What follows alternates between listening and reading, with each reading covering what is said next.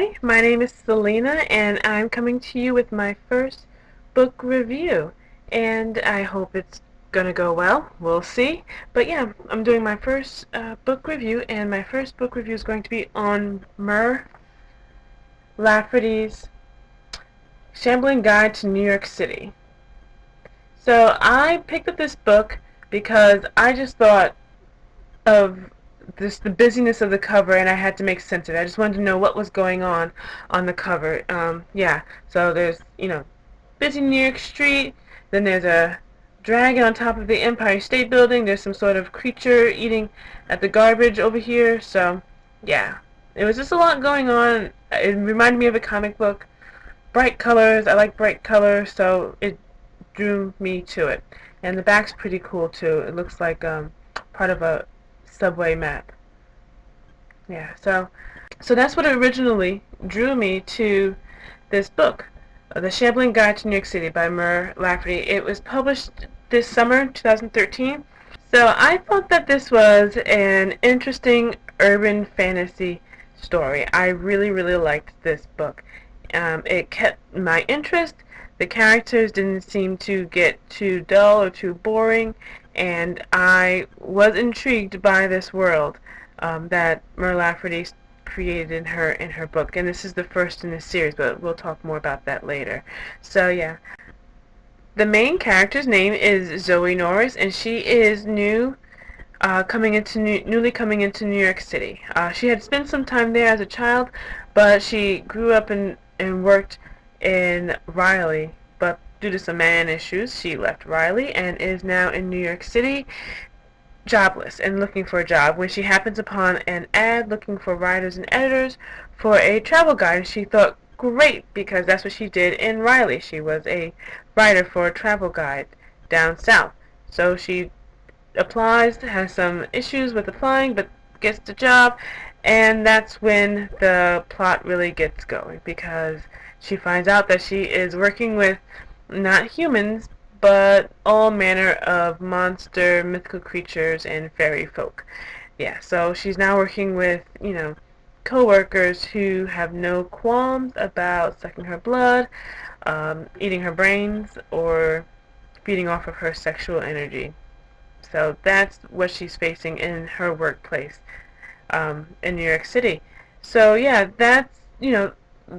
that's when the world building and starts to come in, and I felt that Mur Lafferty did a very good job with the world building. I wasn't beat over the head with it, but I did feel that she did balance it out enough so that I had a good sense of how this world that coexists with the New York City that we all know, how this new world coexists, and how it functions, how it functions in such a way that everyday folk aren't aware of it, but it has its own currency, it has its own rules and regulations, and law enforcement. It was done very well, and I didn't have any questions really about this world. I believed in the book that this could happen. These two worlds could coexist. So yeah, I thought that the world building was done very, very well.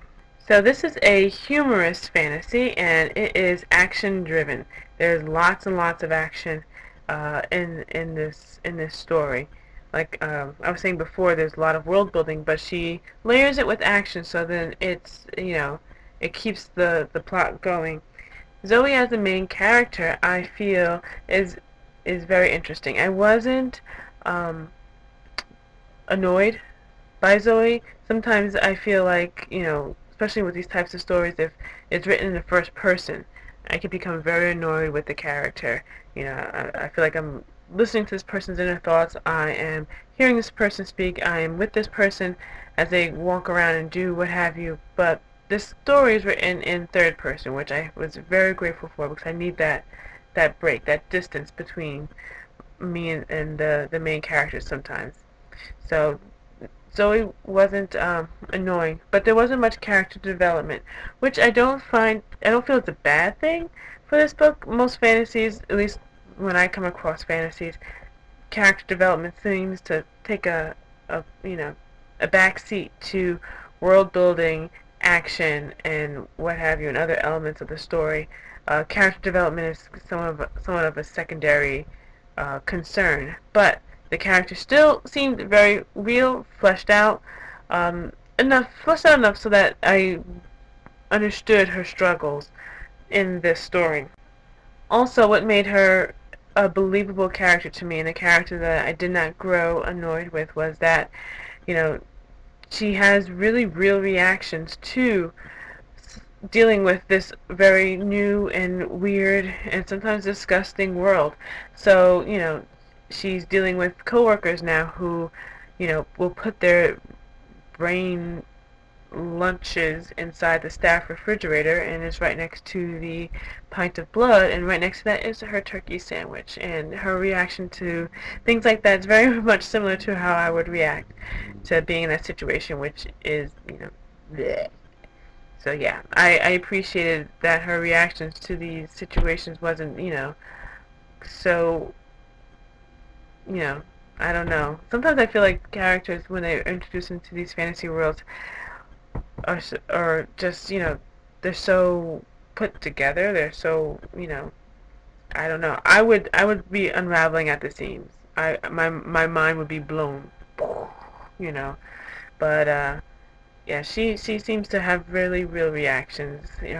And there are some instances where it just overwhelms her, and yeah, I appreciated that. So I gave this book 4 stars on Goodreads, I believe, and the average was about 4 or 4.5. And on Amazon, the book was averaging around 4.5, 4 or 4.6 stars. So this book comes highly recommended by not just me, but from many other readers out there as well. The Shambling Guide to New York City by Mur Lafferty. I hope you pick it up.